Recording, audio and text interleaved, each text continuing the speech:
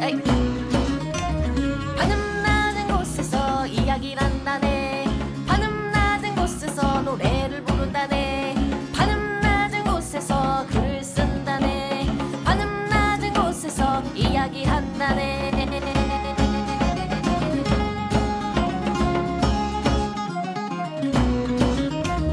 초급 돌파의 블랙 513화 파묘편 시작하겠습니다. 와, 네, 저는 대중문화 칼럼니스트 강상준입니다. 전두입니다. 정 과장입니다. 자, 파묘 예고 안 했지만 너무나 핫하기 때문에 또 건너뛸 수 없을 것 같고, 그리고 사실 우리가 가장 다룰 만한 영화였는데 의외로 뜬 것 같은 그런 기분도 많이 들고 그렇죠. 자, 그래서 정해봤고요. 네. 들어가기 전에 댓글 살짝만 읽어볼게요. 자, 니코님. 자, 최근 재미있게 본 추천자 킬러들의 쇼핑몰. 의외로 너무 재미있는데요. 숨겨진 비밀 같은 게 계속 나오기도 하고 총알 피하는 여자도 있고 단점은 사람이 너무 많이 죽고 디즈니 플러스에 있다는 겁니다. 저도 이거 다 봤는데 어때? 후반부가 조금 약하지 않아요? 나는 전반부는 괜찮았는데. 저는 전반적으로 그렇게 재미는 없었는데 끝에 어떻게 끝날라고 하나 궁금해서 본 것도 있고 제가 개인적으로 이런 스타일로 만드는 걸 별로 안 좋아해요. 그러니까 딱 현재 시점에서 끄는 다음에 계속 과거로 회귀해서 보여주는 그런 방식 있지? 그치. 아, 그런 거 이렇게 너무 답답하게 느껴지기도 하고 별로 안 궁금한 그런 과거가 나오는 순간 되게 지루하거든.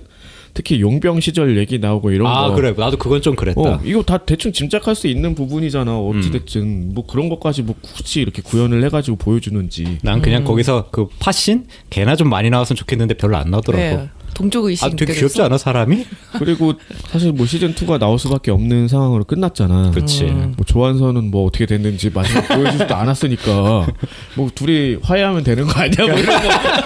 그러니까 근데 뭐 그 얘기를 길게 하고 싶지 않은데 그 너무 이게 사이코패스 악당이라는 게 너무 좀 전형적으로 많이 쓰는 것 같아가지고 그게 좀 불만이긴 하더라고요. 그러니까 이게 너무 반복돼가지고 그러니까 나는 사람을 죽이고 싶어서 이 직업을 택했습니다라는 게 정말 좀. 100만 가지가 되는 것 같고 그래 알았어 알았는데 재미없고 너 같은 새끼 정말 많아 이런 얘기 해주고 싶은 거지. 그러니까 아무튼 그래서 끝까지는 다 봤어요 그냥 이렇게.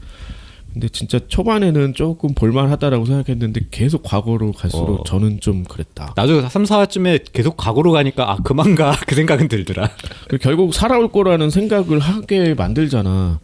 그치 한 중반부 좀 지나면서 왠지 돌아올 것 같기도 한데 그 생각이 아니 들더라고. 너무 증거들이 많아가지고 뭐 누가 죽이는 장면을 하나도 안 보여주고 뭐. 이제 스포일러가 됐으니까 거기까지. 자 그리고 계속 자 사쿠간 9살 천재 소녀가 아빠와 함께 로봇을 타고 우주 콜로니에서 벌이는 모험담. 제작사는 다른데 킬라킬 같은 느낌도 나고 로봇이 드릴질도 합니다. 처음 들어봤는데. 나도 처음 들어보는데. 자, 천청남만 개화기 시절 미국으로 표류한 일본인 천재 기술자와 사무라이가 직접 자동차를 만들어 대륙 횡단 레이스에 참가하는 애니. 이거 어디서 본 것 같긴 하다. 뭐지 이게? 다 처음 듣네. 자, 조커 게임 2차 대전을 앞두고 창설된 일본 첩보기관의 활약상으로 매화 주인공이 달라지는 방식. 이거 소설이 원작이라는데 정통 스파이물 애니입니다. 이거 예전에 한번 누가 추천하셨던 것 같기도 한데 이거. 얘기했던 것 같아. 자 산들바람양님 역시 A플랫에서 세 분의 목소리로 듣는 게 넷플릭스에서 영상으로 보는 것만큼이나 재밌네요. 좋은 방송 잘 들었습니다. 야, 넷플릭스에서 몇백억씩 때려 만든 것보다 재밌대.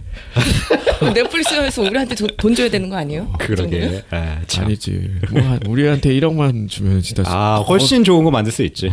자 그리고 네, 507화 살인자 이응 난감 1편에 1000캐시 후원해 주셨네요. 감사합니다. 자 오로라 내수님도 같은 편에 1000캐시 후원해 주셨고 508화 살인자 이응 난감 두 번째 편에도 1000캐시 후원해 주셨습니다. 감사합니다.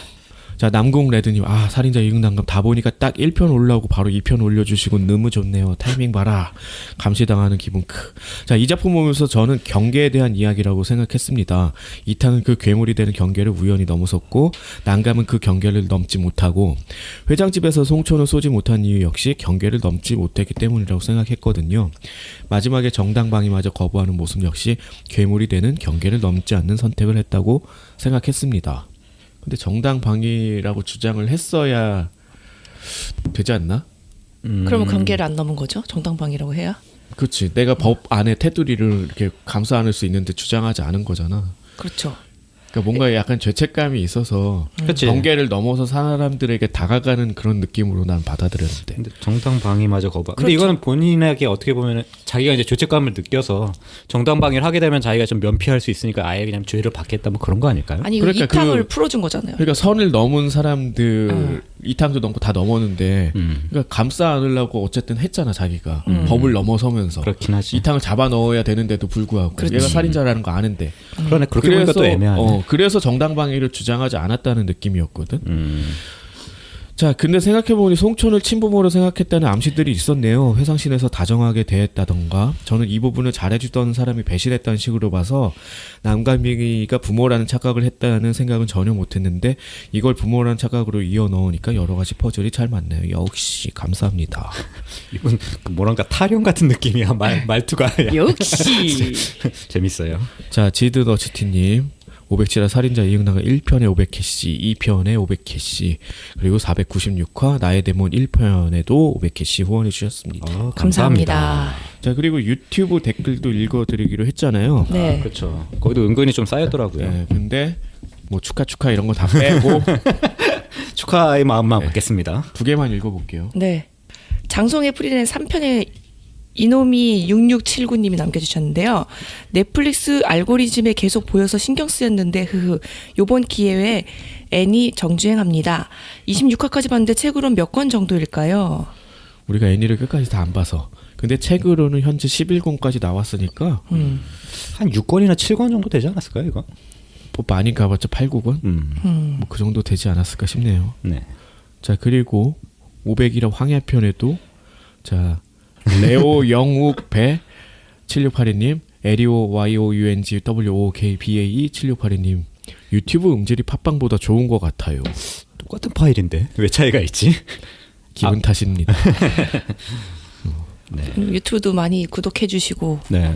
신경 안 쓰고 있다가 얼마 전에 보니까 벌써 90명 됐더라고요. 1000명이 돼야 뭘 우리가 할 수가 있으니 500명은 돼도 뭐 좀 타는 게 있는데 자세히는 안 알아봤어요 아직. 되면 생각해 볼라. 제가 알기로는 1000명이 돼야 뭐 스트리밍 서비스 같은 게 되고 우리도 이제 광고 수익을 얻을 수 있다. 아 그래요? 네, 그래서 1000이 이제 기준이라고 아, 하더라고요. 됐어요. 자, 그리고 후원이체 독사왕가님이 15,000원 해주셨습니다. 감사합니다. 감사합니다. 네, 큰 힘이 되고 있답니다. 그렇죠. 자, 그리고 광고 간단하게 할게요. 예. 리디에서 지금 죽음과 세금은 피할 수 없다 드래곤 역시랑 재만병을 받았습니다. 이벤트 중입니다. 이게 이제 세트 상품도 있고 대여 할인 상품도 있는데 대여 같은 경우에는 90일 동안 볼 수 있는 거니까 뭐 그 사이에 충분히 읽으실 수 있으니까 그거 사셔도 되고 할인율이 꽤 높으니까 그것들 사셔서 뭐 재밌게 읽어주시면 될 것 같고 여기 플러스 알파로 이벤트 도서 구매하시면 500포인트 드리니까 그것도 놓치지 않길 바라겠습니다. 이 이벤트는 3월 말까지니까 잊지 마시고요. 자, 그리고 가장 중요한 소식 하나 말씀드리면 자, 21일 목요일에 러브앤티스가 정식으로 출간됩니다. 이미 텀블벅으로 사신 분 펀딩해 주신 분 많겠지만 뭐 아직 안 사신 분들이 훨씬 많겠죠? 그렇죠. 자, 모든 온라인 서점사에서 예약 구매까지 가능합니다. 네. 자, 이번 기회에 꼭 세트를 맞추시길 바라면서 네. 자, 그리고 마지막 소식 하나만 더 전하고 파면 시작할게요. 자, 출판진흥원에서 매년 하는 찾아가는 도쿄 도서전에 저희 책 3권이 위탁 도서로 선정이 됐습니다. 와. 자, 오라 달콤한 장르 소설이요. 앞서 말씀드렸던 죽음과 세금은 피할 수 없다 드래곤 역시와 제만병을 받았습니다. 이렇게 3권. 네. 오, 여러 권 냈지만 3권이에요. 뭐 내 입김이 들어간 게 아니야. 거의 많이 냈는데 하필 요 3권이 됐다. 그렇죠. 사실 오라 달콤한 장르 소설이어가 일본에 과연 어울리는 책인가라는 생각은 좀 있기 때문에 네. 좀 의외이긴 하거든요. 일본에 이런 책 많고 잡지도 있고 뭐 한데 굳이 별로 기대는 안 하고 있다. 하지만 홍락훈 작가님 책은 네. 팔렸으면 좋겠다. 그러게요. 네. 자, 이제 파묘 시작해 봅시다. 네, 24년 2월 22일에 개봉을 했습니다. 그 장재현 감독 작품이죠. 검은 사제들하고 사바하. 바로 뭐 등장인물 소개부터 그냥 들어가면 전부 다 독립운동가 이름으로 지었다고 하더라고요. 그래서 주인공 김상덕, 최민식 씨죠. 그래서 풍수사고 그리고 되게 중요한 게 그 차량 번호에도 뭔가 의미가 다 담겨 있어요. 그래서 이걸 적어놨는데 49파 0815. 0815면 뭐 그쵸. 광복이고. 네. 아, 이거 49제라는 게 있잖아요. 아, 49라는 숫자도 되게 중요한 거고. 근데 49는 사실 그러면은 류혜진 씨 장의사 쪽에 더 맞는 거 아니야? 그런가? 어쨌든 이렇게 붙였다. 그리고 파도 파면이니까 파 붙인 것 같고. 그리고 이화림 김고은 씨죠. 무당이고 차가 19무에 0301이에요. 3일절이다. 네. 19무는 뭐예요? 그건 모르겠네요. 19금? 아 19년이잖아요. 아, 1919년이잖아요. 1919년이니까. 네. 그리고 무당이니까 무 뭐 이런 식으로. 그렇네. 다 있어요. 아 전혀 생각 안 했었네 이건 볼 네, 때. 그리고 고영근, 유혜진 씨죠. 장의사고 이거 앞에 그 운구차 네. 끌고 가는 장면에서 나오는데 앞엔 제대로 안 보이고 뒤에가 1945다.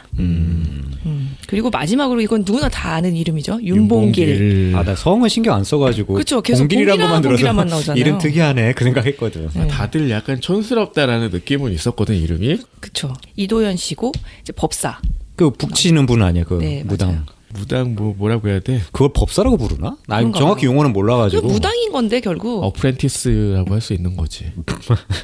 뭐요? 뭐 마이크 끼고 막 지시하는 사람 아니야 무당들한테 막 이렇게 하고 저렇게. 근데 하고. 지시는 그거는- 아니고 약간 거들어주는 역할이잖아요. 그러니까 어프렌티스 마법사 아래에 있는 그 수제자 뭐 그런 제자들 느낌이죠. 그런 거잖아. 음. 뭐 그렇게 보면 될 것 같아. 그냥 언니들이 얘 이쁘다고 계속 지들이 데려가려고 난리라고 뭐 이런 얘기 나오는 거 보고. 그러니까 초반에 그러잖아요. 유혜진 씨가 야 너는 너무 이뻐졌다 요즘에 그러니까 그렇게 얘기를 하니까. 이쁨 받아서. 그래서 이제 처음에 화림하고 봉길이 이제 미국에 있는 가프에게 일을 받아가지고 거길 가게 되는 거죠. 네. 그래서 미국 병원에 도착을 해 보니까 아기가 누워 있고 지금은 잠들어 있긴 한데 평소에는 울음을 그치지 않는다는 거예요. 그래서 이제 화림하고 봉길이 살펴보니까 이제 뭔가 이제 감을 잡은 거죠. 그래서 이 집안에 아버지랑 할아버지도 비슷하지 않냐? 라고 물어보니까 막 저 뒤에서 막 쏙쏙쏙 막 이러잖아요. 그러면서 이제 올라가는 게 1, 음양, 오행 이렇게 나오죠. 그래서 총 이제 6챕터로 이루어져 있더라고요. 그렇죠. 1에서 3이랑 분위기가 다르고 어. 뒤에 또 분위기 다르고 맞아요. 그러더라고요. 근데 첫 챕터는 이렇게 돼 있고 이제 그 의뢰인의 저택에 도착을 했어요. 어마어마한 집이죠. 2층에서는 누군가 막 고함을 지르고 있어요. 막 뭐 깨부수는 소리도 나고. 그 의뢰인의 얘기를 들어보니까 형이 정신병원에 있었는데 거기서 자살을 했대요. 근데 그 이후로 자기도 이제 눈만 감으면 비명이 들리고 목 조르는 느낌이 난다는 거죠. 그 장손이 사라지니까 얘가 장손이 된 거잖아. 그렇죠. 그렇지. 그래서 이어졌다라는 게 이제 후에 조금씩 이제 알게 되는 거고. 그래서 화림이 이제 얘기를 하는데 이게 묘바람 때문이라는 거예요. 그래서 돈을 들여서 전문가를 써야 된다. 아, 이게 전문 용어 나오니까 좀 그렇더라고요. 묘바람? 이건 뭐지? 근데 그냥 그런 건가 보다 하고 넘어가긴 근데 했어요. 묘자리가 뭐 잘못됐을 때 그런 게 있다라는 거 정도는 우리가 네. 알잖아요. 그게 이제 묘바람이라는 건가 봐요. 풍이라고 보통 많이 표현하지. 사람도 풍 걸렸다고 하잖아. 네. 이게 묘바람인 거죠. 그러니까 뭔가 뭐 묘자리가 안 좋아가지고 시체가 제대로 네. 안 썩었다던가 물이 고였다던가 뭐 그런 건 얘기는 우리 뭐. 익숙하니까. 네, 그런 것 같아요. 그래서 이 상덕하고 영근이 이제 파묘 작업하는 현장으로 이제 전환이 됩니다. 그래서 파간을 한 다음에 유골을 막 수습하는 장면이 나와요. 여기 되게 명당 자리인데 왜 할머니가 자꾸 애들 꿈에 나타나냐. 예, 이건 되게 단순한 에피소드였는데 이제 손주가 할머니가 너무 보고 싶어가지고 할머니 틀니를 숨겼어. 근데 상덕이 보니까 아이 뭐 못 드시고 계시네 뭐 이렇게 해가지고 이제 돌려주고 뭐 이런 에피소드였어. 근데 요게 이제 감독의 실제 있었던 일화라고 하더라고요. 아. 자기가 진짜 할머니가 너무 좋아가지고 돌아가시고 난 다음에 그 틀니를 갖고 있었다. 아니, 그래서 이런 일이 벌어지지 않았겠지만 뭐 아이디어는 얻었겠죠. 네. 아무튼 요 정도면 되게 아름다운 일하잖아. 그렇죠. 그래서 이 직관이 정말 하는 일, 풍수사가 하는 일이 뭔지 어떤 이로운 일을 하는지를 이제 슬쩍 보여주는 거지. 근데 뭐 이제 이제 그 다음에 저녁 때 장의사 사무실에서 둘이서 막 얘기를 하잖아요. 근데 결국은 사실 돈 보고 하는 거다. 그렇지. 라는 게 다 드러나죠. 명당 자리 이미 없어진 지 오래다 뭐 이런 얘기도 아니 하고. 지금까지 살았던 사람들 다 죽으면 조선 땅에 묻었을 텐데 그러니까. 명당 자리가 남았겠냐 그랬더니 그런 거죠. 그제야 이제 상덕이 얘기하는 게 그 명당으로 치면 60% 정도 좋은 데였다고 뭐 그 정도면 좋은 데다 뭐 이런 평탄은 쳤다. 식으로 얘기를 하는 거죠. 그렇죠. 거기 뭐 그리고 있었어요. 뭐 정확하게 기억은 안 나지만 무슨 달인 생활의 달인 같은 아, 거 뭐 그런 그렇지. 것도 붙어 있고 막 그랬어. 용하다는 뜻이네. 네, 여기에 이제 화림하고 봉길이 찾아오죠. 그래서 큰 건이 있다. 5억짜리. 이 금액도 나중에 얘기하잖아. 전현이 저거 이거 더 큰 건데 지들 쓱 빼먹고 남은 거 지금 주는 당연히 거라고. 그렇겠죠. 곤연이 그렇게 영악한데. 암고양이 같은 거. 한 30억인데 어. 니들 5억씩 해주고 우리가 이제 뭐 먹자. 그렇지. 이렇게 뭐 했을 그렇게 수도 있고. 했겠죠. 그건 모르는 거죠. 지금 예급한 사람들인데 뭐 돈도 많고 뭐 한 몇 천억 뭐 있으면은 뭐 이게 그렇지. 돈이나 되겠어? 그렇죠. 하여튼 이제 묘자리를 찾아가는 길에 휴게소 주차장에서 이제 상덕이 그 의뢰인하고 독대를 합니다. 그래서 그 의뢰인이 딱 두 가지만 지켜달래. 우선은 이 파묘하는 건 자체를 비밀로 해달라. 그 두 번째는 이제 개간 없이 관제 화장을 해달라. 둘 다 어려운 거네. 그러니까요. 그러니까 관을 안 여는 거는 이게 관례상 별로 없던 일이다. 원래는 원하는- 그럼 뭐 열지 말라니까. 뭐 어떤 상태인지 좀 봐야지 그 묘를 옮기는 이유도 나오고. 그치. 그렇죠. 뭐 그렇잖아. 사실 다 썩었을 거 아니야. 그렇죠. 유골만 남아 있겠죠. 근데 만약에 안 좋은 상태면은 이제 썩지 않았다거나 그렇죠. 뭐 그런 상태가 있을 수 있으니까 그럼 다시 염을 해가지고 다시 이제 묻는 거잖아요. 원래는. 예전에 그런 소설이나 뭐 그런 책들 좀 많이 찾아봐서 그런데 제일 안 좋은 몇 자리에 사람이 붙이면은 머리카락이 자란다는 거야, 손톱이랑. 아 그게 수분이 들어가서 그런 거. 아니 그러니까 그 자체가 되게 기이하잖아. 강시네 강시. 그러니까 이게 봤을 때 그 몰골도 얼마나 해괴하고 사실 뭐 꺼림칙하겠어. 아무튼 뭐 그런 게 있어서 보통은 열고 이제 상태를 살피는데 그러지도 않는다. 그러니까 이 정도까지도 그냥 뭔가 좀 약간 이상하다 정도인데 뭐 전혀 모르고 이렇게 보진 않았을 거 아니야. 네. 어쨌든 뭔가 있다. 험한 것이 있다. 요즘 뭐 방송만 틀면 맨날 험한 건 얘기 나와가지고. 그래요? 아주 지겨워 죽겠어. 그래서 강시라도 나오는 줄 알았어. 그래서 이제 두 번째 이름 없는 묘로 넘어갑니다. 그래서 묘자리를 이제 보러 가는 길이 너무 험하잖아요. 그리고 막 중간에 여우도 있고. 아 그렇지. 그 상덕도 처음 와보는 곳이래. 그랬더니 아 조선팔도 다 돌아다니는 양반이 왜 여길 모르냐. 그 그랬더니 여기는 평타도 못 치는 곳이라는 그러니까 거지. 명당만 찾아다니기 때문에 어. 이런 데는 모른다는 거죠. 근데 진짜 그냥 산 정상에 있는데 그냥 음산에 극장에서 이제 영화 보는데 이 장면을 되게 클로즈업 하잖아요. 묘를. 어. 근데 음악이 좋던데 아주 하다가 그냥 빵 음산하게. 끝나잖아요. 그래서 너무 무서웠어요. 그 장면이. 별거 아닌데 저렇게 음향 효과로 이렇게 무섭게 만들다니. 요 감독 작품들이 그런 거 잘하는 것 같아요. 그런 것 같아요. 아 근데 공포 영화에서 음악이 차지하는 비중은 원래 높으니까 네. 그거 빼고 봐봐요. 예전에 누구 그 얘기 들었는데 공포 영화 못 보는 사람. 근데 이제 누구라고 얘기는 안 할게. 아, 네네. 근데 방송을 해야 되니까 어떻게 봤냐고 하니 사람 많은 카페에 가서 자막만 봤대는 거야. 소리 안 듣고. 그럼 뭔 재미야. 그러니까 결국 이제 내용만 인지한 거지. 겨우겨우 이제 그렇게라도 그렇게밖에 이제 못 본다라는 거겠지. 누가 그렇게 봤대? 그러니까 그게 음악이 말이야. 차지하는 비중이 되게 커 정말. 네, 그래서 잘 먹혔고 그리고 장재현 감독이 동물을 굉장히 좋아합니다. 이게 거의 모든 작품에 아. 동물 이게 거의 CG 같지 여우를 동물하진 여우는- 않았을 거 아니야. 여우는 그렇지. 지금 멸종됐잖아요. 그리고 사바 같은 거 보면 막 사슴 뛰어다니는 것도 나오고 코끼리도 나오고. 아 맞아. 그 검은 사제들인 거긴 돼지도 돼지는 나오고. 뭐 진짜 돼지겠죠. 귀여워. 어쨌든 그런 거를 좀 많이 활용을 하는 편이고 네. 사실 동물은 아무 죄가 없잖아. 사람이 거기 더 씌우는 거잖아요. 그렇지. 근데 그 암시가 굉장히 절묘하다라는 생각이 드는 거야. 특히 여기에서 나오는 것 중에 이제 그 사람 얼굴 모양한 뱀 있었죠. 아, 그거 진짜 무서웠어. 아 근데 너무 그 스쳐 지나가던 그 처음에 사람 얼굴인지 몰랐어. 살짝 그냥 검은빛에 머리카락 같은 게 보여가지고 설마 내가 잘못 봤겠지 그랬거든요. 아유 저뱀 중에 대가리가 좀 희한한 애가 있나 보다. 그 생각했거든. 그게 아마 제가 알기로 일본 요괴 중에 있어요. 있어요. 맞아, 누레 뭐 이- 온나. 아뭐 있다고는 하더라고요. 그러니까 그 누레 온나라고 해가지고 누레가 약간 젖다 이런 뜻이거든요. 그래서 얘를 건드리게 되면 비가 오기 시작한다는 거죠. 그래서 여기서도 이제 그때부터 이제 폭우가 내리기 시작한다. 또 그렇다. 그냥 동물. 되게 음산한 기운을 뿜고 뭐 흙도 맛보잖아. 예고편에 계속 자꾸 맛보는 거 나와가지고 흙 맛이 있나? 아 뭐 안 먹어서 잘 모르겠는데. 산성 알칼리 그런 거는 구분할 수 있겠죠. 약간 신맛이 나거나 구분해봤어요? 안 이게 뭐예요? 사장님 이게 뭐예요? 신맛이 나잖아요. 멸차리 안 좋아요. 뭐 이런 거요. 사실 이건 냉동이죠. 뭐야 이게 파묘예요 뭐예요? 흙맛을 보더니 바로 태 뱉어버리죠. 그러니까 안 좋다는 거죠. 그리고 비석에는 되게 알 수 없는 숫자만 있대. 이게 좌표였지. 그렇지. 나중에 알고 보니. 이때는 몰랐죠. 위도경도 거잖아요. 그거였고. 그럼 묘자리는 누가 봐줬냐고 물어보니까 기스네라는 본명의 스님이 해줬대요. 이 이름도 참 이상했어. 아니 근데 이게 어른들은 아신다고 하더라고요. 아, 실제로 그래요? 예전에 이거 일본의 그 여우가 키츠네거든요. 키츠네를 이제 한국식으로 부르면 기스네라고 많이 불렀었대요.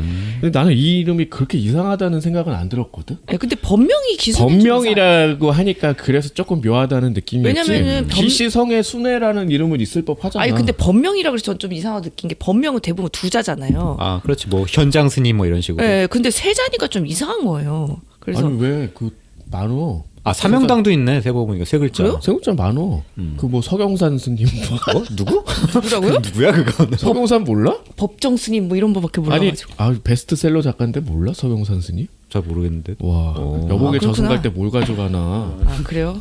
그 성형산 스님 아니야? 전 그래서 두자만 있구나 이렇게 생각해 좀 이상하다 생각했죠. 유명하신 분 중에 두자가 많은가 보지. 아, 그런가 봐요. 그러면. 법정 스님 아니면 뭐. 하여튼 그래가지고 상덕은 이제 이 일 못하겠다고 가버리죠. 그러니까 묘 하나 잘못 건드리면 줄초상 난다는 거죠. 그래서 이런 데는 절대 사람이 누워 있을 자리가 아니래요. 악지라고 한다죠. 그래서 이제 의뢰인이 머물고 있는 호텔에 와가지고 상덕하고 화림이 얘기를 하는데 상덕이 물어보죠. 뭐 숨기는 거 없냐. 근데 없대. 그리고 이제 늦은 나이에 얻은 아들이니까 좀 제발 살려달라. 그럼 화림이 대살굿하고 파묘를 같이 해보자고 제안을 합니다. 그러니까 뭐 이제 방어 막을 치고 너는 파묘해라 뭐 이런 거잖아요. 동시에 하는 거죠, 그거를. 그게 가능한 건지는 모르겠지만 뭐 그렇다고 하니까. 굉장히 재미있는 퍼포먼스가 그래서 진행이 어, 되는 것 네, 같아. 대살굿하고 이제 파묘를 같이 하는데 통돼지를 이제 5서 준비하고 돼지띠 일꾼 또 5명을 구해와가지고 그 뭐 혼연일체를 만드는 거죠 거의. 그렇죠. 일꾼들의 머리카락을 돼지 입 속에 넣고. 그러니까 이런 거는 뭐 되게 많잖아. 네. 이게 뭐라고 해야 될까? 재물이죠. 그렇죠. 네. 근데 이제 귀신으로 하여금 착각하게 만드는 거야. 그런 거죠. 요 일꾼한테 실 거를 이제 요 돼지한테 가게. 네. 귀신들이 멍청한가 봐요, 굉장히. 이렇게 해서 어쨌든 그 일꾼 이마한테도 피도 묻혀가지고 속이는 거죠. 그렇게 그래서 해서 일꾼들은 이제 묘를 파고 화림이는 이제 음. 신 받아서 막 굿하는 게 나오는데 네. 이게 무당들이 자주 하는 게 있어. 이게 신이 씌우면은 안 비나 봐. 네. 칼로 이렇게 아. 몸을 이렇게 비는 게 있어요. 그렇지. 굿장면 할 때 꼭 그런 게 나오거든. 막 이렇게 칼로 목도 쑤시고 막 얼굴도 베고 막 해. 혀도 베고. 근데 안 벼. 네. 무서워 그거. 그리고 여기서 나오는 거 또 하나는 뭐 그 불에다 막 손도 집어넣고 하지. 괜찮다. 나 괜찮아. 신에 들어왔어. 너희들 파도 돼. 이렇게 그러니까. 된 거잖아. 내가 이렇게 멀쩡하니까 너희들도 멀쩡할 거야. 근데 그 똑같은 칼인데도 돼지는 막 썰린단 말이지. 엄청 난도질하잖아요. 그리고 불쌍했어.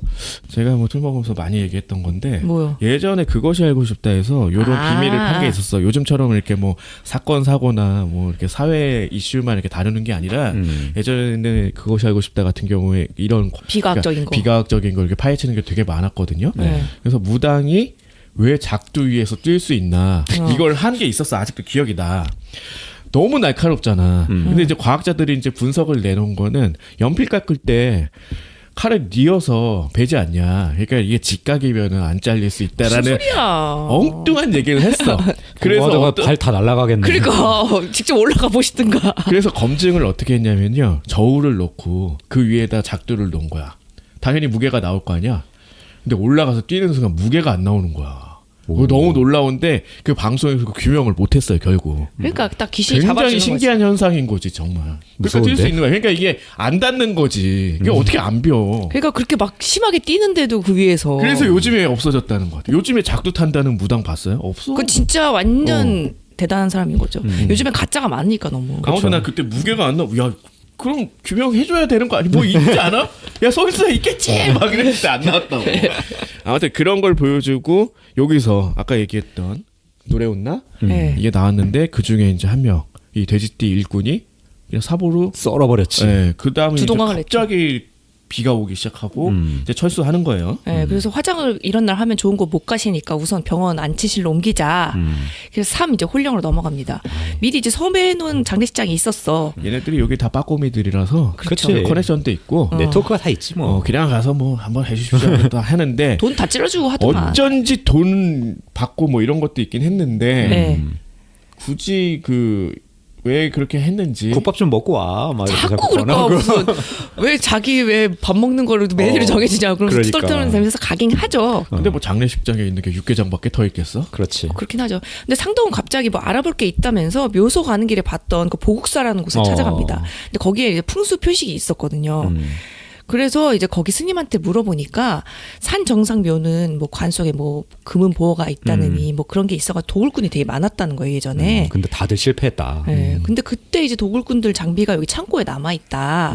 그럼 뭐 살펴보니까 쇠말뚝 같은 게 있어요. 그러니까 그때 이제 짐작이 좀 되긴 했죠, 살짝. 뭐 이렇게 도굴꾼이 아니었던 거지 실제로는. 그렇죠. 네. 그러니까 우리 뭐 지금은 약간 뭐 괴담 비슷하게 알려진 거긴 한데 네. 뭐 일제가 우리나라 전기 끊기 위해 쇠말뚝을 받았다 이 얘기는 거의 우리 세대면 다 알고 있잖아. 그렇죠. 그렇죠. 뭐 그걸 한 거라는 거를 이제 일찌감치 짐작한 사람도 있었을 거야. 뭐 대부분은 그냥 뭐 전기 부설공사 뭐 이런 것 때문에 한 거라고는 하는데 여기서는 1%가 있지 않냐. 뭐 토목공사겠죠 전기를. 토목공사 그 측량하기 위해서 네, 박아놨다는 측량, 네. 설이 많은데 네. 그래서 이 작품에서도 99%가 그거래. 그럼 나머지 1%는 어떻게 된 거냐라고 해서 어느 정도 여지만 남기더라고. 그거에 그렇죠. 이제 뭐 힘을 실어주거나 뭐 이게 정말로 있어요라는 식은 아니고 영화적 이제 허용으로 받아들여 달라라는 게 좀 많이 느껴지긴 하더라. 그러니까 그냥 뭐 썰인데 그거를 이제 차용했다 정도겠죠. 뭐. 네, 그러니까 너무 안전막을 많이 쳤어. 감독이 되게 조심스럽다라는 느낌을 좀 많이 받긴 왜냐하면 했거든요. 저는. 전작의 사바하 때 되게 뭔가 논란이 많았대요. 뭐 비슷한 종교에서 뭐 이제 공격을 많이 뭔가, 받았겠지. 공격을 많이 받았대요. 그래서 그게 좀 반영된 게 아닌가 싶어요. 그래서 한편 이제 영안실에는 연근이 이제 밥을 먹으러 간 사이에 관리자가 몰래 들어와가지고 관뚜껑을 열라고 해요. 그러니까 그 안에 뭔가 있으면 가져가려고 했겠죠. 그렇지. 근데 이제 활인 본길이 뭐 하는 거냐고 하는 순간에 관뚜껑이 열리면서 이제 여기서 험한 게 나온 거죠. 활임을 지나쳐서 지나치기만 해도 기절을 한다. 코피도 흘리고 피를 막 쏟고 뭔가 그래서- 험한 게 나왔는데 이제 뭐 비행기도 필요 없어요. 그러니까 미국까지 근데 바로는 못 가나 봐. 좀 시간 조금 걸리더라. 걸렸어. 어쨌든 그 자기 자손 찾아갈 거래. 그 처음으로 간 게 이제 할아버지한테 간 거죠. 자기 아들인 거죠. 그리고 이제 상덕은 의뢰인 보호하러 바로 서울로 향합니다. 또 홀령이 이제 막 부르잖아요. 누구야 누구야 그러니까 아버지 하고서 문 열어줘. 둘이 춤추던가 막 껴안고서 뭐 죽은 것 같았는데. 그 어머니. 어머니가 그렇게 죽었나? 그래서 이제 창문을 열어주니까 홀령이 들어왔죠. 그리고 막 taptaptap 소리만 나는데 이제 유리창으로 다 비춰주는 모습으로 나오잖아요. 형체가. 근데 뭔가 먹고 있는 게 보여. 그리고 이게 우리나라에 없는 걸로 난 알고 있거든. 그러니까 문 열어주지 않으면 못 들어온다. 그 드라큘라 같은 것이 나오는 뱀파이어. 뱀파이어죠. 서구 쪽 그쪽 그치. 호러죠. 뭐. 예, 그래서 감독 인터뷰에 그거 차용했다고 얘기하더라고요. 재밌던데 뭐. 그러니까 그냥 좀 섞었다. 뭐 어때? 호러인데. 아니 그뭐 재미있지. 결국 지가 자처했다라는 느낌도 좀 있고. 예, 그래서 할아버지는 이제 심장을 쥐는 장면이 나왔나? 뭐 이랬어요. 그래서 죽고, 그 다음에 아래층에서는 이제 그 어머니, 그러니까 의뢰인의 어머니고, 이제 시아버지였던 거죠. 여기 할아버지는. 이제 그 어머니가 혼자 막 TV 보면서 춤추고 있잖아요. 탱고 같은 거. 근데 이때 또 유리창에는 같이 추고 있는 것처럼 보이죠. 근데 왜 장손만 죽이지 왜 옆에 있는 사람까지 죽인대? 그러니까 이 사람은 피도 아니잖아요. 핏줄도 아니잖아요. 험한 것이라 그런가 보다. 그 얘기가 좀 있는데 그래서 이 사람도 뭔가 친일과 연관이 됐다라는 뉘앙스가 있는 게 아니냐. 이 어머니도? 그렇지. 뭐 그런 얘기들도 있고 뭐 해석하기 나름인 것 같아. 어쨌든 뭐 그렇게 뭐 골라 죽이는 게 더 이상하지 않나라는 생각도 좀 들기도 하고. 그리고 제일 이상한 건 사실은 조상님이 우리를 보호하사 그러니까. 뭐 이런 건 줄 알았는데 야 나 저승에서 무지 심심하더라. 나 거기서 무지 고생한 거 알지? 니네가 거기다 묻어가지고 야 같이 놀자. 뭐 이런 게 더 웃기다는 거야. 그러니까요. 저는 항상 보면서 이제 공포 영화 이런 걸 보면서 홀령이 산 사람을 건드린다는 그 공포가 있긴 한데 사실 굉장히 어려운 거라는 생각을 늘 하긴 하거든. 왜냐면 그쵸. 대부분의 사람들이 접하지 못하잖아. 99.99는 거의 접하지 못하잖아요. 평생을. 그렇지. 그래서 뭐 무당의 힘을 빌리던가 아니면 그 기이한 현상을 맞닥뜨려서 뭔가 해결하든가 뭐 그게 이제 호러물로 불거지는 건데 아무튼 이제 그런 감각으로 보다 보면은 사실은 공포 영화를 더 즐길 수 있거든. 전혀 나를 해할 수 없다라는 생각으로. 근데 대부분은 그렇지 않은가 봐. 알렉스 왕이 생각이 났어요. 아니, 그러니까 저도 그 이런 귀신 나오는 거 못 본다고 하니까. 그러니까 무서워하는 편이긴 한데 사람이 죽는 경우는 하나라고 저는 알고 있었거든요. 너무 보고 놀라서 죽는 경우. 그럼 걔는 어떻게 해? 걔도 귀신이 되는 거잖아. 나 그래서 네. 그러니까 새끼 그거- 죽었어 같이 귀신 되면. 이런 생각이야. 뭐 자, 그리고 나서 이제 활인 봉길 연근이 이제 홀령을 붙잡기 의식을 거기서 바로 시행을 합니다. 뭐 장소 이름이 어디고 막 읊으면서 일로 들어와라 했더니 이제 봉길한테로 들어왔죠. 또 뭐가 그렇게 원통하냐, 다 여기서 풀고 가라 했지만 뭐 내 새끼들 다 데려가려고라고 직접적으로 얘기를 해요 여기서. 이 새끼는 안 좋은 새끼다. 네. 그리고 이제 봉길이 막 대량의 피를 토하고 빙의는 풀리고 홀령은 놓쳐버리고 맙니다. 굉장히 재밌는 볼거리였던 것 같아. 네. 그 서구 쪽에서 보면 더 신기한 볼거리가 아니었을까? 이런 생각도 들고 그리고 이 장재현 감독의 전작에서 늘 무당이 나오면은 네. 항상 이렇게 북치는 사람이 이렇게 마이크 끼고 있어서 막 지시하는 거 있잖아. 네, 네. 그러니까 굉장히 그 연구를 많이 하기도 하고 취재도 굉장히 깊게 한 것 같아. 그래서 이런 장면을 보면은 실제로 굿하는 걸 한번 보고 싶다라는 생각도 들고 저는 몇 번 보긴 했는데 재미있거든요. 그러니까 일종의 퍼포먼스로 본다면은 씌이고 이런 거 못 봤어. 아무튼 그런데 뭐 그런 것들 영화적으로 잘 구현해서 여기서는 이제 기이한 느낌도 들고 네. 음산한 느낌도 들고 그리고 퍼포먼스 이상의 뭔가 해결책으로 제시하는 것도 있고 해서 뭔가 나는 성공할 줄 알았는데 그렇지 않다라는 느낌이었고 이게 이제 2막으로 나뉜다는 사실을 몰라서 더 재밌었던 것 같아요. 그리고 그 시간 이제 의뢰인한테는 상덕이 전화를 걸잖아요. 둘이 대결하잖아. 양쪽에서 내가 진짜야, 내가 진짜야 이러면서. 그러니까 사장님 제가 지금 일이 생겨서 급히 가고 있습니다. 그때 막 바깥에서 또 운뜨르기는 소리가 나. 저 김상덕입니다. 막 이래요. 그러니까 성대를 내는데 성대요. 저는 사장님. 전 요 장면이 제일 무서웠거든요. 그러니까 이거 재밌었어. 이 그러니까- 그 구도가. 네, 근데 이거는 약간 트위스트가 있었죠. 이게 뭐냐면은 그러니까 전화가 귀신인 게 아니잖아 보통은. 그렇죠. 그러니까 이 사람이 전화를 하고 있는데 밖에서 자기라고 이제 주장하는 귀신이 오는 경우가 거의 대부분인데 네. 여기서는 그걸 바꿨어요. 그래서 오히려 훨씬 더 재밌었고. 그래서 너무 무서운 거예요. 근데 바깥에 막 문도 벌컥벌컥 하나요. 그러니까 진짜 막 저는 그래서 설마 전화는 아니겠지? 전화는 아니겠지? 이러고 있었거든요. 네. 근데 전화였던 거잖아요. 갑자기 그렇죠. 창문 열라고 하는 순간 저도 이제 인지를 그렇지. 했죠. 문 열면 안 돼, 이 바보야. 근데 그 문 열 때 또 효과음이 엄청 세가지고 저 그때 진짜 깜짝 놀랐거든요. 혼자. 몇 번을 놀라는 거야 도대체. 저 무지하게 놀라죠. 생기다 말았니? 그래서 전화 속에 있는 상덕이 낄낄대더니 의뢰인이 이제 위를 보니까 호텔에는 천장에도 유리로 돼 있나 봐요. 좋은 데인가 보지. 뭐. 거기서 막 홀령이 비치고 있죠. 그래 상덕- 죽었지 뭐 그러면. 이제 마스터키로 들어왔어 상덕이. 그러니까 막 상태가 이상하잖아요. 막 갑자기 일본 군인 막 제국주의 시대 때 그런 거 막 하잖아요. 나중에 목 퍼포먼스도 하잖아. 그리고 그래서 막 죽은 거 아니야? 아 그렇지. 그런 거죠. 처음에는 여기서는 이제 피를 토하고 쓰러지긴 했어요. 근데 근데 여기서는 한국어로 해. 그래서 뭐 군인의 뭐 은빛 탄환이 되고 뭐 이런 얘기를 하더라고. 근데 또 정신 차려가지고는 갑자기 키츠네가 토라노 코시오 키타 이렇게 막 얘기를 해서 왜? 하니까 이제 또 통역도 해줘. 여우가 뱀의 허리를 끊었다고 라고 얘기를 했잖아요. 그러면서 이제 고개를 점점 돌리는데 유리창인가 비치는 거는 누군가의 손 잡아가 돌리는 듯한 모습이 나오더라고요. 그리고 쓰러졌고 그러니까 이것도 되게 잘 기획한 거라고 생각을 하는데 되게 많아요. 그러니까 어느 한 장면에 집중하게 하고 보면은 비치는데 다 나온다. 홀령이. 여기 되게 그런 거를 세세하게 해놨더라고. 그러니까 마치 그 심령 사진 같은 그런 느낌으로 해놨더라고. 맞아요. 이렇게 찍히면은 사실 그 중심 피사체를 우리가 보지 주변은 잘 안 보잖아. 그런데 어느 순간 주변에 이상한 사람 형태가 있어라는 게 심령 사진의 어떤 핵심이라면은 사실 그런 방식으로 화면을 구성한 게 되게 많더라고요. 네, 그래서 맞아요. 그걸 갑자기 봤을 때 약간 소름 끼쳐. 그래서 그냥 저- 보이는데 말고 저기도 있었네라는 생각이 약간 들 때가 있거든. 그런 걸 많이 놓치긴 했는데 그걸 다 봤으면 되게 무서웠을 것 같아요. 어쨌든 그렇게 기획을 해서 찍은 장면들이 많다고도 하더라고. 어쨌든 이렇게 구급차로 실어 가는데 사망한다. 다 죽였다. 그래서 그래서- 나중에는 그 고모 허락 받아서 그냥 화장하자. 네, 한 그래서 상덕이 거잖아요. 이제 빨리 화장해야 된다고 해서 이제 허락받을 사람이 고모밖에 없으니까 이제 고모한테 허락 받으려고 하는데 막 주춤거리고 있잖아요. 그때 이제 홀령은 아기한테 손 뻗치려고 하고 있고 막 되게 위급한 상황인데 어쨌든 화장을 빨리 해서 아기는 살렸다.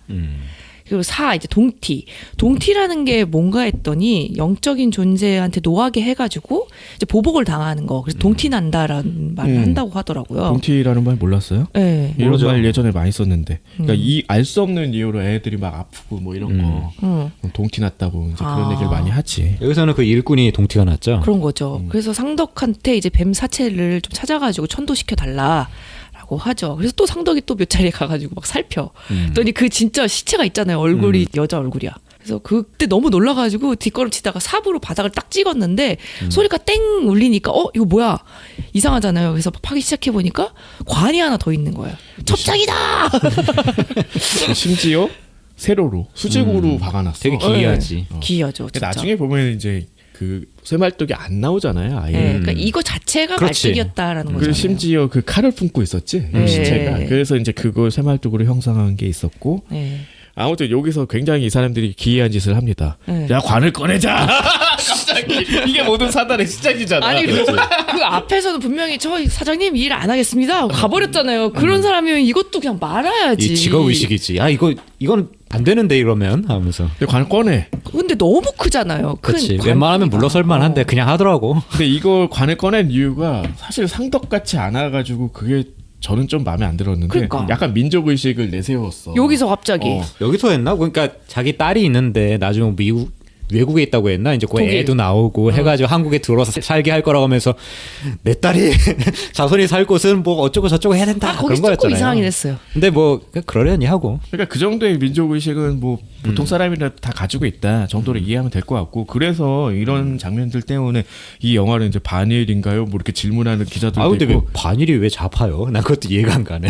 그러게요. 여기서 반일이라는 거는 일이라는 거는 일본 제국주의를 말하는 거잖아요. 명백히 네. 그러니까. 일본 제국주의에 대해서 뭐 찬동하는 사람이 있습니까? 있잖아요. 뭐 있겠지. 한국에서는 있겠지. 뭐 99% 아니 1% 있겠지 그런 사람들이 뭐. 보기에는 반일이라고 볼 수 있겠죠. 요 일을 이제 제국주의로 수렴을 그러니까 한다면은. 뭐 이거 뭐 좌파 영화로 규정하신 분도 계시고. 그래서 이제 만약에 그런 사람들이 이건 반일이고 좌파영화고 했을 때는 그냥 그 일본 제국주의를 좋아하는 사람이고 거기 찬동하는 사람이구나라고 이해를 하면 될 것 같아요.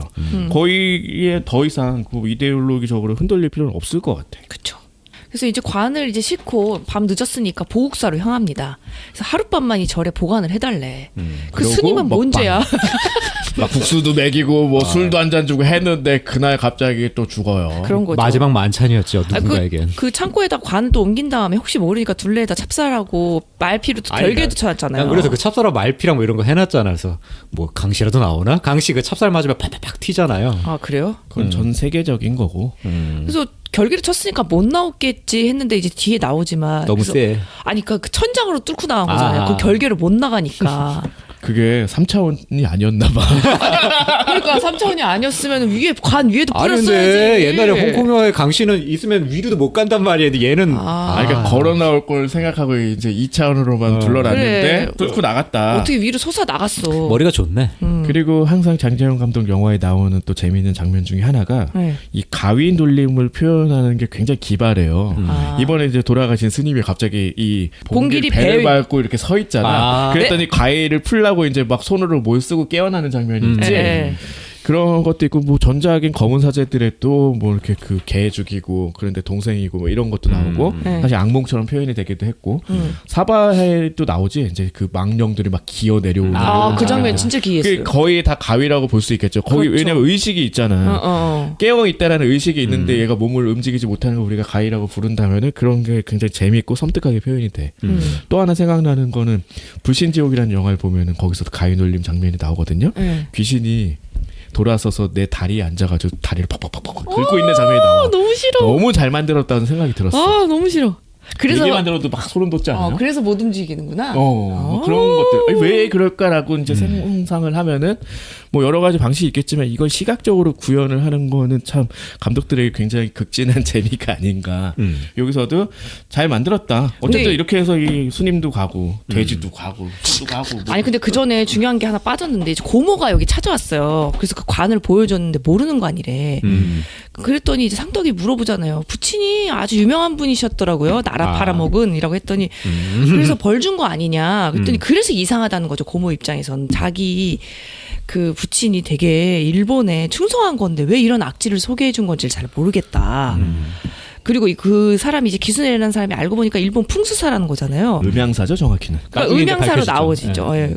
그랬더니 왜 이런 데다 모시게 한 건지 모르겠다 하고 이용하고 버린 거지 뭐. 예, 그래서 그냥 약속한 돈은 주겠으니 관은 알아서 처리해달라. 하고 미리 다 가버린 얘기하자면 합리적인 이유가 있었지. 거죠. 예. 그 관을 그러니까 쇠말뚝과 다름없는 그 사무라이 관을 묶고 이걸 못 파게 하기 위해서 굉장히 유명하고 뭐그 고위관직. 있는 사람을 위에다가 이제 묻은 거야. 그럼 못 거기 파게 했지. 접근 못하게. 그 이제 뒤에 나오죠.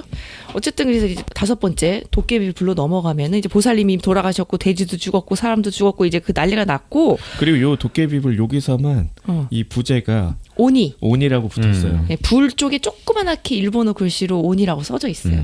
그 우리가 알고 있는 그 온이에요. 예. 도깨비. 귀살대가 배는 그 온이. 예, 그 온이에요. 맞아요. 그 귀자를 쓰는. 근데 일본의 도깨비, 그 오니와 한국의 도깨비는 다르잖아. 그렇지. 근데 절묘하게 또 합의를 시켰더라고. 도깨비 불로. 내선일체. 뭐 이런 거. 아니 그래서 그 감독 인터뷰를 최근에 좀 많이 해가지고 제가 좀 봤는데 근데 인터뷰만 할 것이지 뭐 해석을 많이 늘어놓으셔가지고. 그러니까 너무 많이 해놓으셨는데 이게 좌파형으로 규정당하기 싫었나 보지. 그 도깨비라고 하게 되면 그렇게 진짜 의미가 좀 다르게 해석될 수 있을 것 같아서 도깨비 불이라고 붙이고 일본어도 붙였다 이런 얘기가 근데 있더라고요. 일본의 오니가 불을 부리나요? 잘 그건 아닌 것 같아. 모르겠네요. 도깨비 그러니까. 불은 되게 우리나라 거 그러니까 아니었어요? 우리나라 거잖아. 뭐 이영도의 눈물을 마시는 새, 그 음. 도깨비 종족도 이제 불 다루는 종족이라서 세계의 위협이 될 수 있다. 뭐 이런 정도로 나올 정도로 우리가 도깨비 하면 도깨비 불로 더 많이 알려져 있잖아. 근데 여긴 좀 생각보다 굉장히 크게 또 구현을 해서 어. 이건 되게 한국적인 거 아닌가라고 했는데 역시 한국 땅에 묻어놓으니까 이렇게 그래. 되는구나. 약간 그런 느낌 받았거든요. 토착화. 그런 거 있어. 그럼. 그래서 이거 결국 한국적으로 흡수되는 거 아니야? 막 이래가지고 얘네 일본 사람 아니지 그냥 그럼 한국 거기서 사람이요. 굿을 잘해줬으면 올라갔을 수도 있겠네. 그러니까. 뭐가 그렇게 원통하니 하면 갔겠네. 은어 말고 뭐 한국 갈치 먹어. 막 이러면서. 아, 지금 야, 은호 갈치 이제 얘기를 비싸서 해야 못 되는. 사요. 자 이제 은호 얘기를 해야 되는데 이제 화림이 이제 창고 안에 남아가지고 살펴보니 그 사무라이 투구가 있잖아요. 그래서 그걸 살피고 있는데 이제 거기에 오니가 나타난 거죠. 실체화된. 실체화. 그래서 거기 인간 있냐 막 그러니까 인간 아닙니다. 다 일본어로 당신의 하잖아, 이거. 부하입니다. 막 근데 그러죠. 화림이가 그 초반에 미국 갈 때 욕하기 전에. 일본어를 쓰는 게 이제 나오지. 그치 유창해. 굉장히 네. 잘합니다. 그게 다 알아듣고 얘기를 해. 그러니까 이것도 이제 감독 인터뷰에서 나왔는데 실제로 무당들이 일본에 그렇게 출장을 많이 간대요. 왜? 그러니까 일본 쪽에 한국 사람들이 많고 하니까 원혼을 달래기 위해서 되게 좀 많이 부르나 봐요. 아, 거기 달랠 일이 많지. 예, 예. 그래서 실제로 일본을 많이 간다. 근데 그래서 그런 것도 있고 그 혼을 씌워서 빙의해서 뭔가 하는 게 일본은 없대. 맞아요. 그것도 그렇고. 일본 생각해보면 이제 온묘지라고 하는 음양사들이 하는 거는 뭐 이렇게 만화나 뭐 이렇게 하는 거 뭐 부리잖아요. 식신을 부리고 요괴를 부리잖아. 그렇지. 자기가 거기 뭐 이렇게 이런 게 아니잖아. 근데 한국은 그걸 해가지고 하니까 뭐 퍼포먼스 반이겠지 진짜. 그래서 저는 어느 정도는 있다고 믿는 편이긴 한데 그런 것 때문에 간다는 얘기는 좀 듣긴 했어.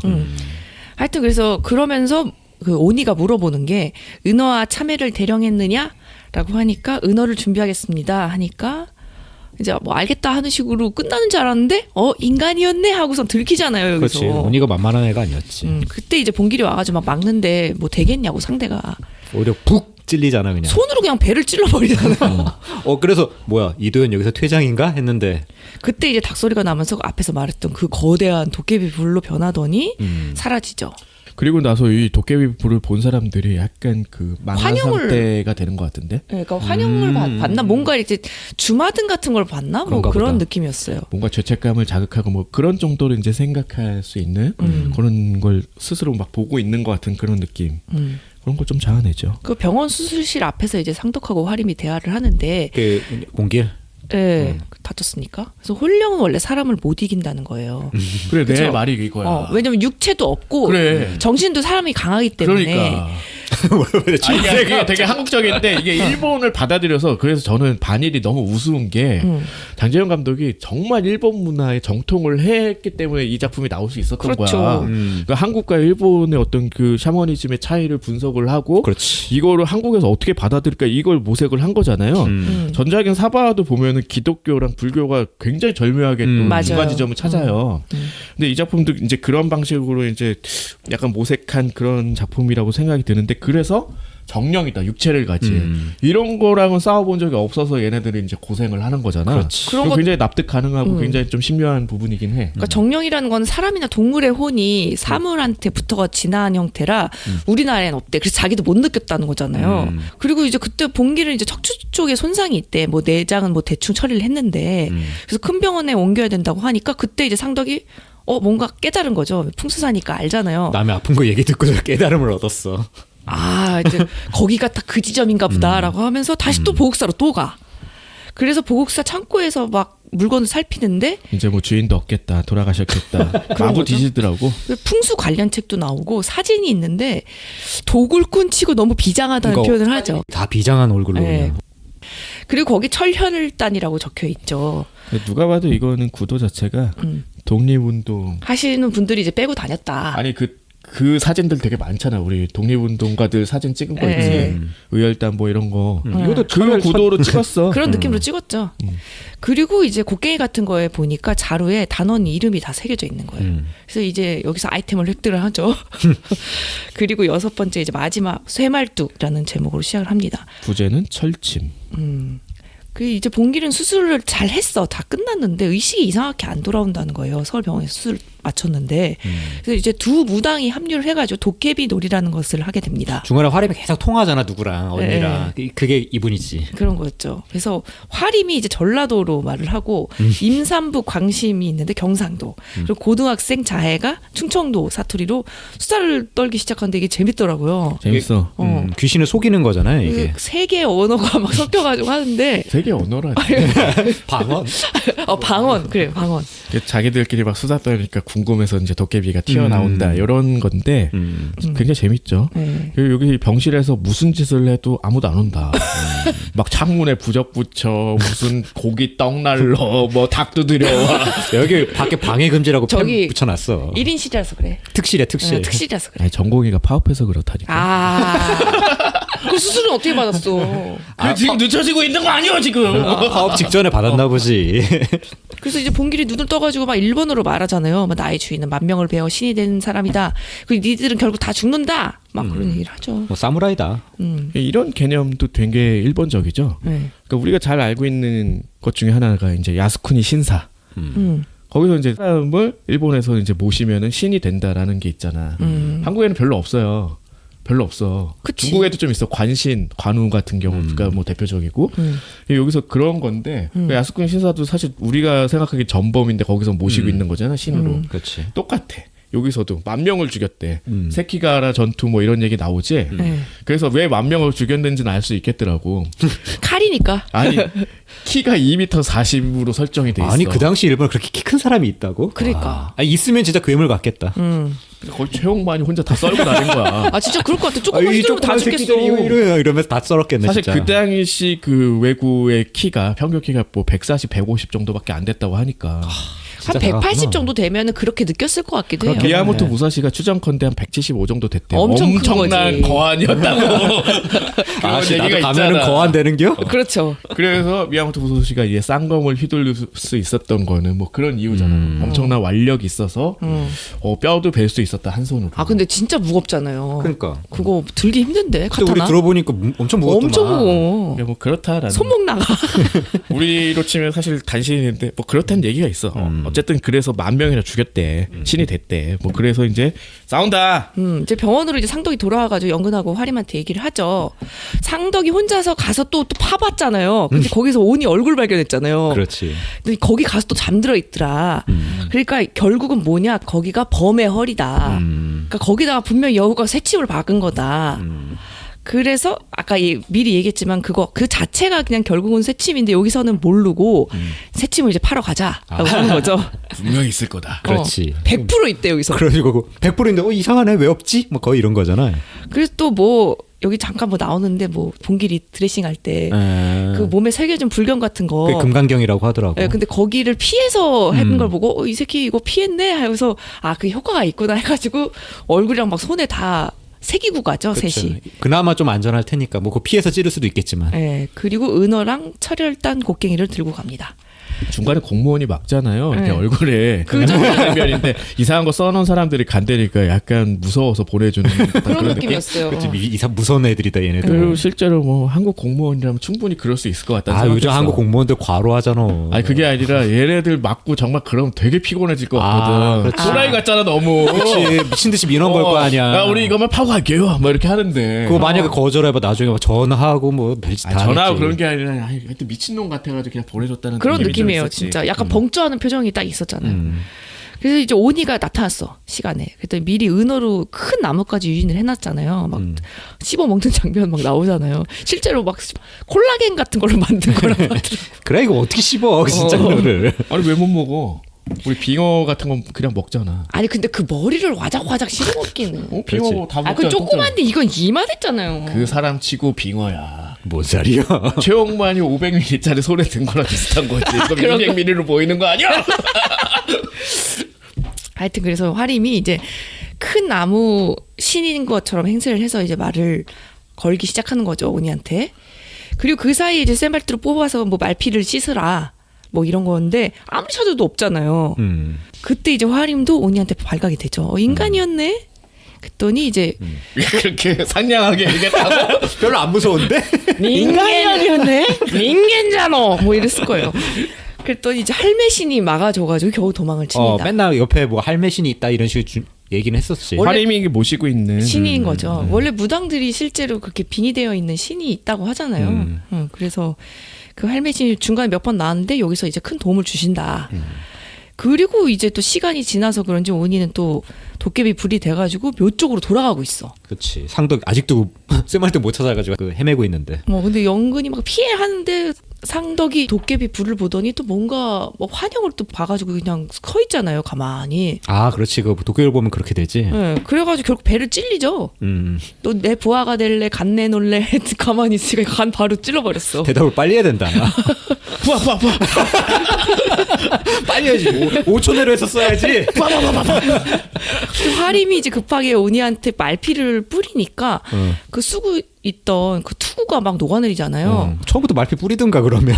아, 그랬더니 이제 상덕이 깨닫죠. 음양오행에서는 뭐 물과 불 막 그런 얘기를 하죠. 음양 오행이잖아. 뭐야? 쇠의 상극은 나무다. 그리고 물에 젖은 나무다. 막 이런 얘기 하죠. 그 피해 젖은 나무 곡괭이 그 자루가 있었지. 네, 그래서 이거는 루피에서 따왔다. 왜요? 그 모래는 피로도 뭉쳐지잖아. 뭐 이렇게 해가지고 물과 피를 등치시키는 그런 장면이 그러겠어요? 있었는데. 나 이거 이 장면 못 봤는데 하도 얘기를 해서 진짜 기억이 나. 그래서 그래요? 여기서 피도 물이다. 이렇게 해서 이제 그걸로 썰어버린다. 원래 나무를 단단하게 하기 위해서 예전에 소금물 같은 데 담가 놓거든요. 그럼 단단해진다고. 야, 아무튼 이거는 뭐 음양 오행 어쩌고 했는데 어쨌든 루피의 힘이 컸다. 뭔 소리야? 상덕은 분명히 원피스를 봤다. 아니 음양오행을 아는 거라고요. 어쨌든 그랬더니 어깨 부분을 쳤더니 쪼개지잖아요. 그래서 힘을 내서 진짜 둘로 쪼개버린다. 야, 이제 뭐 그 직관에서 이제 전업해야 되는 거 아니야? 이제 그런 거 해야 되는 거죠. 뭐 퇴마사. 테마사가 맞겠네. 그리고 하도 딸내미 결혼식 얘기를 많이 해서 이 양반 죽겠구나 했거든. 근데 근데 야 결혼식까지 보여주더라. 그러니까 사망 플래그 했는데 무시했어. 그러니까 요 구급차 실려가는 상덕이 그래 이제 뭐 나 곧 죽을 것이다.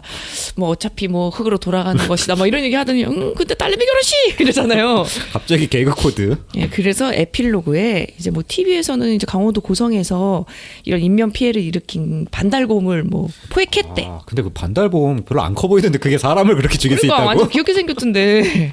걔가 뭐 암살수를 뭐 익히고 뭐 이런 거 아니야? 뒤에서 사람을 조졌다. 손톱으로 간까지 꿰뚫었다. 뭐 그리고 상덕하고 본길도 결국 뭐 다 회복했다. 그리고 이제 결혼식에서 아예 좀 과하다고 생각이 들었어. 예. 가족끼리 사진 찍는데 일로 와 해가지고 가족 같은 사이인 거지, 그냥. 그래서 연근이 그러잖아요. 우리는 뭐 이제 가족이나 다름없는 사이 아니냐. 그렇지. 초반에 엄청 대면했던 게 그 두 사람이랑 이거 꼭 봐야 돼.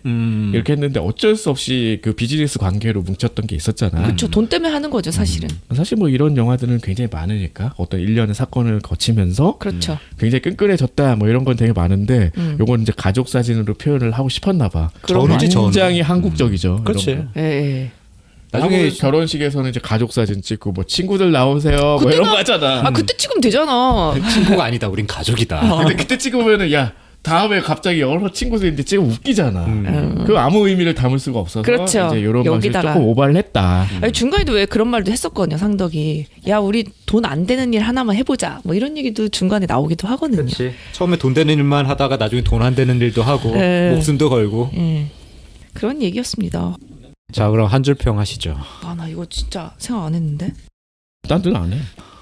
저는 오컬트와 크리처를 허리까지만 파 내려가 오히려 좋았다. 저 할게요.